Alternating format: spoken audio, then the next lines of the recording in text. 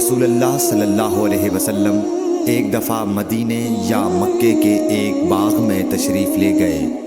وہاں آپ نے دو شخصوں کی آواز سنی جنہیں ان کی قبروں میں عذاب کیا جا رہا تھا۔ آپ صلی اللہ علیہ وسلم نے فرمایا کہ ان پر عذاب ہو رہا ہے اور کسی بہت بڑے گناہ کی وجہ سے نہیں۔ پھر آپ صلی اللہ علیہ وسلم نے فرمایا بات یہ ہے کہ ایک شخص ان میں سے پیشاب کے چھینٹوں سے بچنے کا اہتمام نہیں کرتا تھا اور دوسرا شخص چغل خوری کیا کرتا تھا۔ پھر آپ صلی اللہ علیہ وسلم نے کھجور کی ایک ڈالی منگوائی اور اس کو توڑ کر دو ٹکڑے کیا اور ان میں سے ایک ایک ٹکڑا ہر ایک کی قبر پر رکھ دیا۔ لوگوں نے آپ صلی اللہ علیہ وسلم سے پوچھا کہ یا رسول اللہ یہ آپ نے کیوں کیا؟ آپ نے فرمایا اس لیے کہ جب تک یہ ڈالیاں خشک نہ ہوں شاید اس وقت تک ان پر عذاب کم ہو جائے۔ صحیح بخاری حدیث نمبر 216۔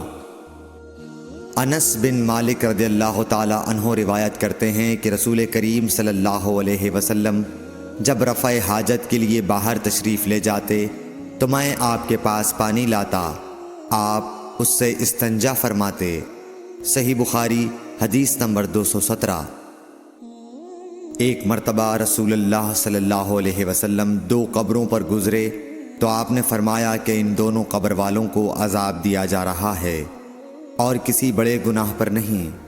ایک تو ان میں سے پیشاب سے احتیاط نہیں کرتا تھا اور دوسرا چغل خوری کیا کرتا تھا۔ پھر آپ صلی اللہ علیہ وسلم نے ایک ہری ٹہنی لے کر بیچ سے اس کے دو ٹکڑے کیے اور ہر ایک قبر پر ایک ٹکڑا گاڑ دیا۔ لوگوں نے پوچھا کہ یا رسول اللہ آپ نے ایسا کیوں کیا؟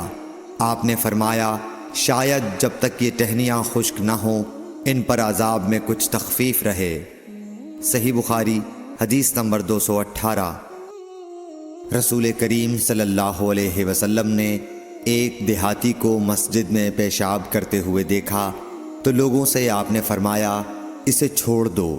جب وہ فارغ ہو گیا تو پانی منگوا کر آپ نے اس جگہ بہا دیا۔ صحیح بخاری حدیث نمبر 219۔ حضرت ابو ہریرہ رضی اللہ تعالی عنہ نے فرمایا کہ ایک اعرابی کھڑے ہو کر مسجد میں پیشاب کرنے لگا تو لوگ اس پر جھپٹنے لگے۔